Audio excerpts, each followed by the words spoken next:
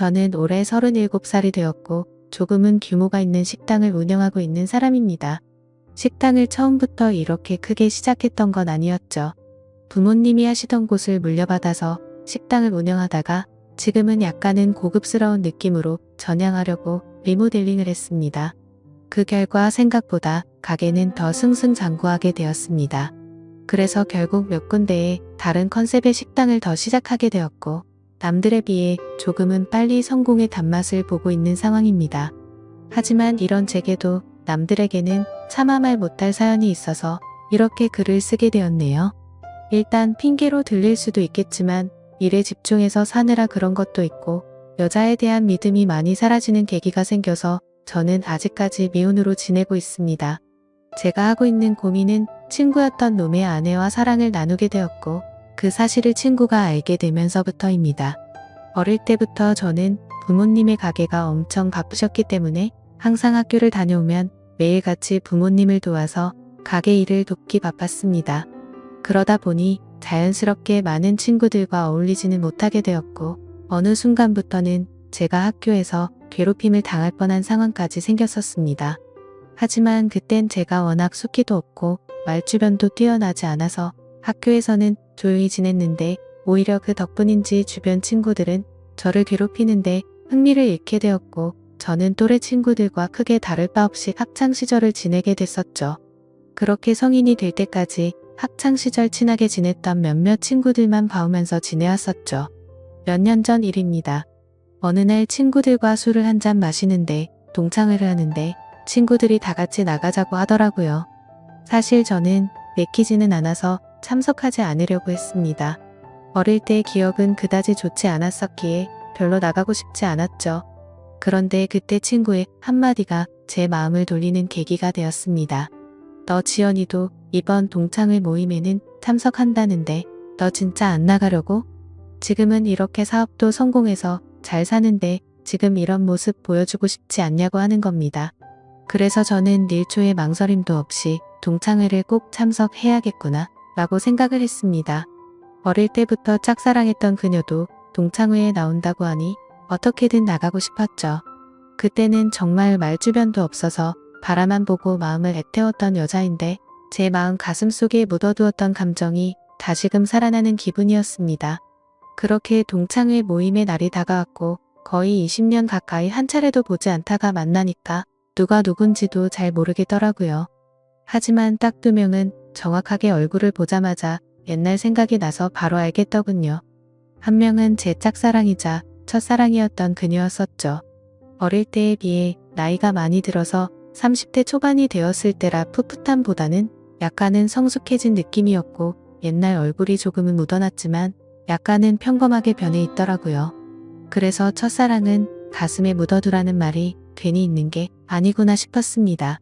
그렇게 조금은 실망감을 안고 괜히 왔다 싶은 마음이 들었지만 막상 다들 오랜만에 보니까 반가워서 주변 동창들과 인사를 하고 있었죠.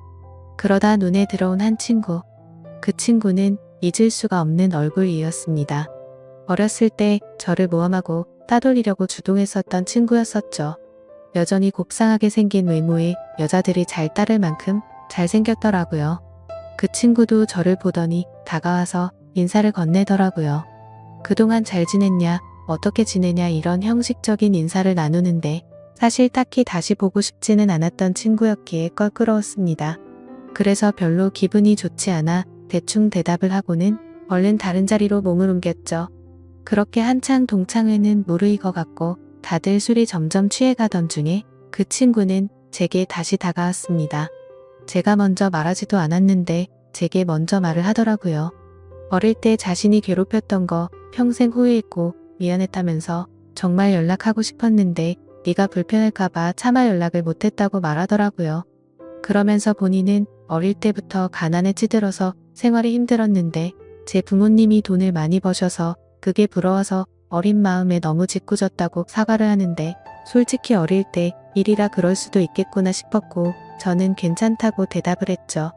그렇게 그날 동창회는 끝이 났고 제 마음속에 간직하던 첫사랑은 떠나 보내게 되었고 제가 가장 증오했던 친구는 제 친구로 남게 되었습니다. 그리고 나서 몇 달 뒤에 저는 되게 괜찮은 여자친구가 생기게 되었습니다. 직원의 소개로 만나게 된 여자였는데 성격이 엄청 다정하고 착했습니다. 직업도 좋고 외모적으로도 예뻤기에 제가 적극적으로 대시를 해서 만나게 되었죠. 그 당시 여자친구는 저보다 10살이나 어린 한참 연하였지만 본인은 연상을 좋아한다면서 제 부담을 덜어주더라고요. 그때는 정말 세상이 밝아 보이더라고요. 사업도 승승장구하던 시기였고 어리고 예쁜 착한 여자친구가 생겼으니 말이죠. 그리고 저도 나이가 나이인지라 결혼을 전제로 진지한 만남을 가지고 있었는데 이 여자와 결혼을 하게 되면 내 인생은 즐겁겠구나 싶었습니다. 그러다 어느 날 저는 동창회에서 만난 친구와 술자리를 가지게 되었습니다. 술을 한참 마시다가 친구는 우리 다른 동창 친구들도 불러서 같이 여름을 맞이해서 여행을 가는 게 어떻겠냐고 하더군요. 그래서 저는 사업을 확장하느라 바빠서 시간을 많이 내기 어려운데 아마도 여자친구와 가야 될 것 같다고 거절을 했더니 그 친구는 기왕 가는 거 자신도 여자친구 데려갈 테니 저보고 여자친구한테 말해서 같이 커플 여행 가면 되지 않겠냐고 제안을 하더라고요. 그래서 저는 그런 경험도 별로 나쁘진 않을 것 같다라는 생각이 들었고 결국 4명의 남녀 커플들이 모여서 여행을 가게 되었습니다. 그런데 그 여행은 절대 가지 말았어야 할 참으로 비극적인 여행이 되었죠. 친구의 여자친구는 사진으로 미리 봤지만 역시나 엄청난 미인이더라고요. 외모와 몸매는 사실 제 여자친구에 비하면 훨씬 월등했고 나이만 빼놓고는 모든 게 더 완벽했었죠. 그냥 누가 보면 저 두 커플은 선남선녀 같고 연예인처럼 보이는 모습이었죠. 그에 비해 저는 평범한 30대 초중반 남자였고 제 여자친구는 어리고 예쁜 상큼한 모습이었습니다. 그렇게 저희 4명은 1박 2일로 여행지로 떠나게 되었습니다. 친구는 차량을 렌트하였고 저는 숙박업소와 음식을 준비하게 됐습니다. 그 당시 친구는 사업을 준비하던 시기였고 제가 여유가 있었기에 굳이 금전적인 지출에 대해서 얼마씩 모으자고 하기엔 별로라는 생각에 제가 준비를 했죠. 그런데 여행을 가서 뭔가 기분이 더러워지기 시작하더군요. 여자친구는 제 친구의 사소한 농담에도 자지러지듯이 리액션을 하면서 장단을 맞추고 제가 불을 지피고 있는데 그 둘은 음식을 준비하면서 둘이서 야채를 씻고 오고 그러더군요. 그래서 저는 친구의 여자친구에게 말을 건넸습니다. 친구가 잘해주냐고 물어보니 별로 기분이 좋지 않은 듯 조용히 내라고 대답을 하더라고요. 그래서 친구 여자친구도 저처럼 별로 기분이 좋지 않구나 라고 생각을 했습니다. 그렇게 다 같이 준비한 음식과 술을 마시게 되었고 다들 점점 술에 취해가고 있었죠. 한참을 마시다 보니 저는 술에 취해서 정신을 잃고 잠깐 잠이 들었습니다. 눈을 떠보니 친구 여자친구만 혼자서 덩그러니 술을 마시고 있더라고요. 친구랑 제 여자친구는 어디 갔냐고 물어보자 앞에 바람 좀 쐬러 나갔다고 말하더군요.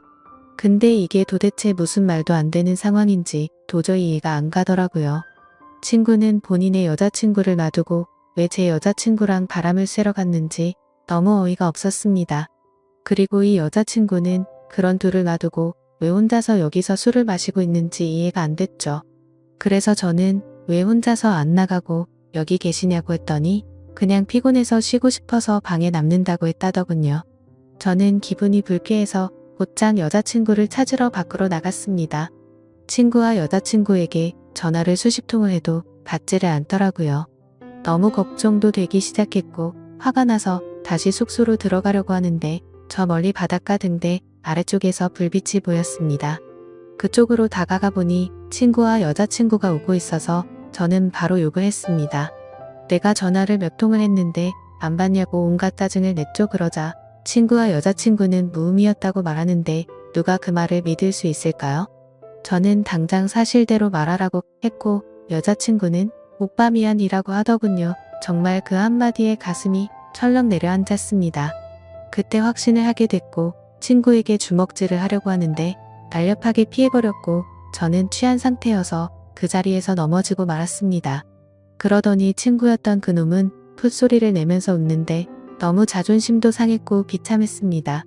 저런 정신나간 놈을 믿었던 제가 멍청했었죠.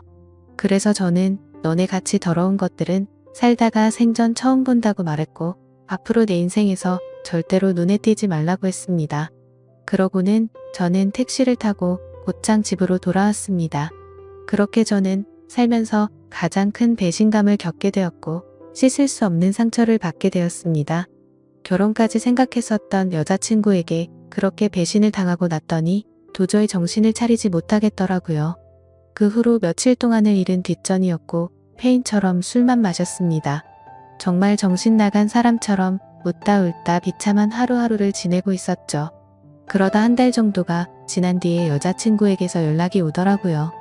새벽 시간에 잘 지내고 있냐고 카톡이 오는데 정말 너무 미웠지만 또 한편으로는 반갑기도 하고 말로는 표현이 안 될 그런 감정들이 들었습니다. 결국 저는 너무 멍청하게도 여자친구에게 답장을 하게 됐습니다. 네가 무슨 낯짝으로 감히 지금 나한테 연락을 하냐고 했죠. 그러자 그때 얘기를 하는데 자신도 술에 취해서 정신을 잃고 당했다고 하더라고요. 술에 취해서 바람을 쐬러 나왔을 뿐인데 그런 일이 벌어졌답니다. 저는 그 말을 곧이곧대로 믿었습니다. 아니 사실 그 말을 믿고 싶었던 걸지도 모르죠. 그만큼 제게 있어서 그 당시 여자친구의 존재는 너무 큰 사람이었습니다. 저는 그런 여자친구를 용서를 하고 다시 만나게 되었지만 믿음이라는 건 한번 무너지고 나니 도저히 회복이 안 되더라고요. 그렇게 겨우겨우 버티면서 만나던 어느 날이었습니다. 같이 밥을 먹다가 여자친구가 화장실에 간 사이 여자친구의 폰이 울렸습니다. 사실 여자친구가 의심스러워 비밀번호 패턴을 외워두었기에 바로 풀어서 확인을 했죠. 근데 평소 여자친구는 카톡을 썼는데 알 수 없는 메신저로 연락이 와 있더군요. 예상대로 여자친구는 아직도 제 친구라는 그놈과 연락을 주고받고 있었습니다. 정확히 말하면 여자친구가 그 친구놈에게 매달리고 있더군요. 친구는 여자친구가 너와 연락하는 거 불편해하니까 이제 그만하라고 하고 있었고 제 여자친구는 일단 만나서 얘기하자 오빠를 너무 사랑해서 아무것도 못하겠다 이따위 내용을 보내고 있더군요. 차라리 다시 만나지 말걸 이라는 생각이 들었습니다. 때마침 여자친구는 테이블로 오고 있었고 저는 곧장 일어서서 나가버렸습니다. 그리고 그날 이후로는 깨끗이 잊었고 모든 연락을 차단하고 일에만 집중해서 살았습니다. 아무쪼록 저는 그 계기로 여자에 대한 혐오증이 생겨버렸고 결혼을 절대 하지 말아야겠다라고 생각하고 살았습니다. 그 결과 결혼을 하고 평범한 삶을 사는 데는 실패를 했지만 사업이 연쇄적으로 잘 된 덕분에 또래 누구보다도 성공한 삶을 살고 있었죠.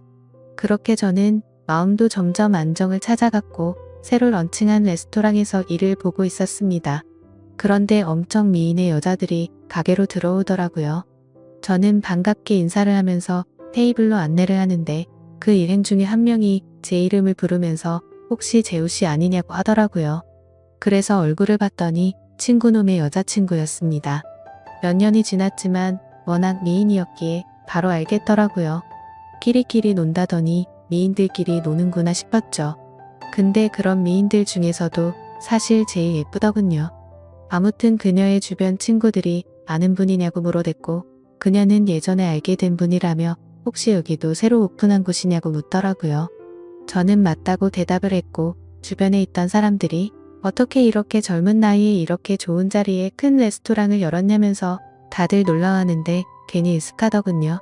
그래서 즐거운 시간 보내라고 하고는 뭔가 잘난 척이 하고 싶었던 건지 비싼 와인을 서비스로 내주었죠.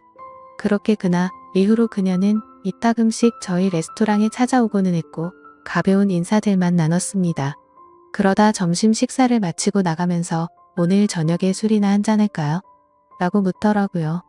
저는 갑자기 그런 제안을 받자 뭐 하는 거지 싶었는데 본인도 그때 만나던 친구놈과 헤어졌다며 시간 괜찮으면 연락하라면서 명함을 주고 나가더라고요.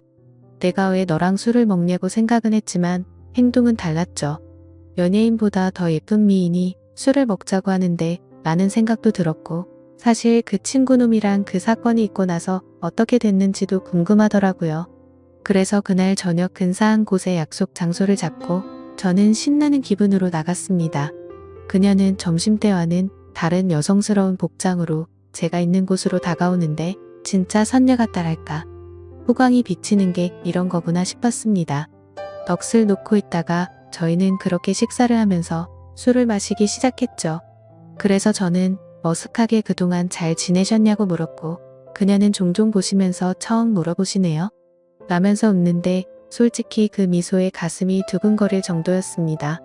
예전에 여행 갔을 때도 이렇게 예뻤었나 싶었는데 생각해보니 그때는 웃지도 않고 기분이 안 좋아 보였었죠. 아무쪼록 이런저런 사소한 잡담을 나누면서 술을 마셨고 어느 정도 술이 취해갈 때쯤 제가 진짜 궁금했었던 걸 저는 물었습니다. 그때 여행 갔을 때 친구놈이 그런 짓 한 거 알았냐고 물어보니 바람기가 너무나도 심한 사람이어서 헤어지려고 마음먹고 있었기 때문에 상처가 되긴 했지만 그냥 그러려니 했고 그날 이후로 바로 헤어졌다고 하더라고요. 그래서 저는 뭔가 이상하긴 하더라고요. 여자친구를 다시 만날 당시에 친구놈이 여자친구가 연락하는 거 불편하다고 했는데 그새 다른 여자친구가 생겼었던 건가? 라고 생각을 했습니다. 어차피 그런 건 중요한 건 아니었고 서로가 그때 일을 꺼내봤자 기분이 좋지 않아서 넘어갔죠. 그렇게 그녀와 술을 마시고 저희는 훨씬 더 가까워졌고 몇 번을 더 만나다 보니 저는 그녀 덕분에 점점 제 아픔이 치유가 되는 기분이었습니다. 그녀도 처음보다 훨씬 더 미소가 많아졌고 서로가 행복한 날들을 보내고 있었습니다. 결국 저는 그동안의 상처를 지우기로 하고 큰 용기를 내서 고백을 했습니다.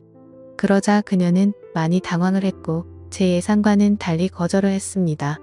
정말 마음이 아팠죠. 얼마나 큰 용기를 낸 건데 행복해 보였던 그녀가 거절을 할 거라고는 생각을 못했습니다. 그날부터는 또 다시 저는 암울한 하루하루가 시작되었습니다. 출근을 해서도 가식적인 미소로 손님들을 상대할 뿐 또 다시 큰 상처가 저를 마구 쑤셔댔죠. 그렇게 며칠이 지나가던 날 그녀에게서 전화가 왔습니다. 지금 술이 너무 취해서 그런데 데리러 와줄 수 있겠냐고 하더라고요.